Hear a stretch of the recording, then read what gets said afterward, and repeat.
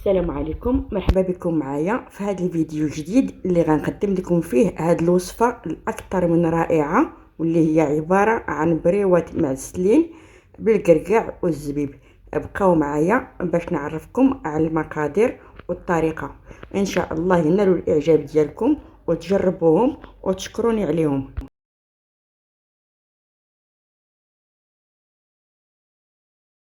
عندنا نص كيلو ديال القرقاع، بعد ما حمصناه شويه في الفران، ممكن تحمصوه حتى في المقله. هانتوما كيف ما كتشوفوا.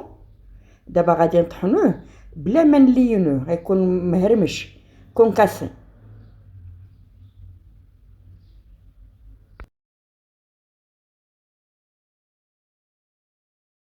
من بعد كنشدو تقريبا 4 كيلو ديال الزبيب، كنديرو معاه شويه د القرفه، شويه د مسكه حبوب مطحونه مع شويه د السكر، وكنزيدو عليه القرقاع مهرمش.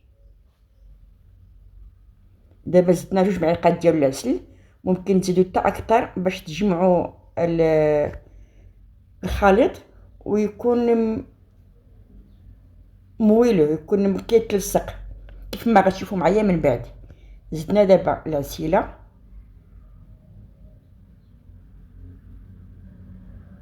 ومن وراها غنزيدو القرقاع، وغنزيدو عليه معلقه ديال الزبده مذوبه حتى هي، ونخلطو كلشي وعينينا ميزاننا.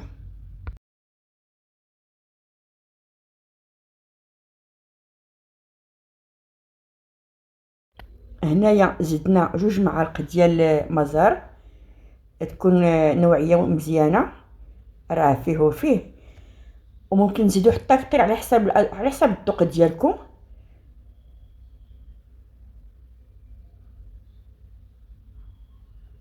وغنجمعوا الخليط في الاول، غنخلطوه غير بمعلقه، من بعد ضروري نخدموا يدينا باش نتحكموا في العناصر كلها هي، وكل شيء يكون منسجم.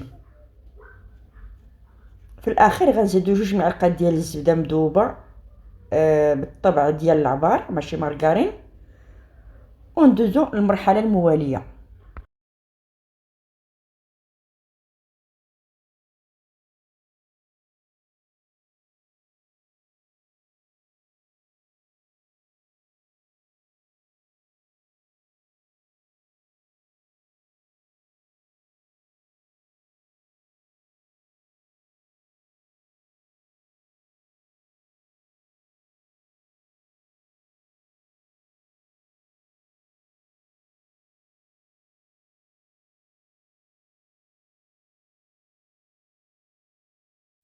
كانت الكره عناصر مزيان كيف ما كتشوفوا، حتى كنحسوا بالخليط ولا ميدم وكيتجمع وكيتلصق في اليد.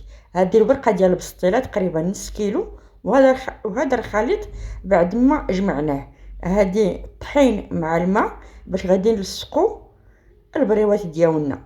هنا كنقطعوهم، في الاصل هما تيكونوا صغيورين بالنسبه اللي بيديروهم في العيد ولا هكا في شي مناسبات، ولكن حنايا فضلنا انهم يكونوا كبار شويه، حيت كل وذوقو كل وعويناتو.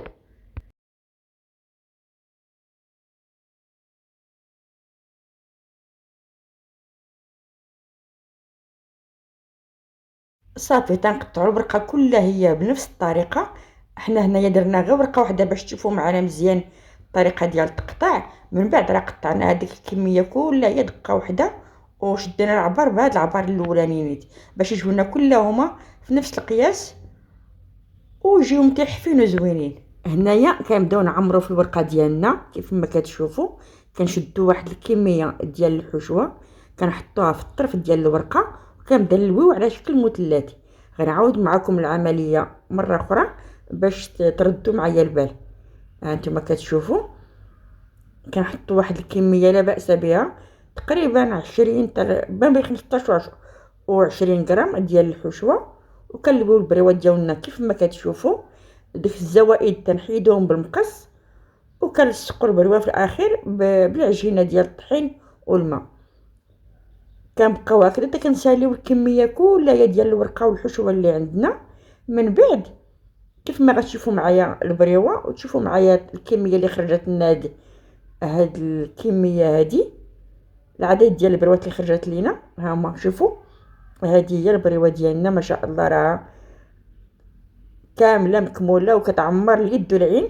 وهادو هما البريوات اللي خرجوا لنا، تقريبا 50 بريوه. دابا غنمشيو نقليوهم. بالنسبه للقلي كتكون الزيت سخونه، كنجربوها بواحد الطريف ديال الورقه هو الاول، من بعد كنقصوا العافيه، كنردوها المتوسطه وكنقليوهم فيها بشويه بشويه، وكنقلبوهم على جوج جهات. من بعد كنطفيوهم في العسل وتنقدموهم بالصحه والراحه. نتمنى ينالوا الاعجاب ديالكم واستحسانكم، والى اللقاء في فيديو قادم ان شاء الله.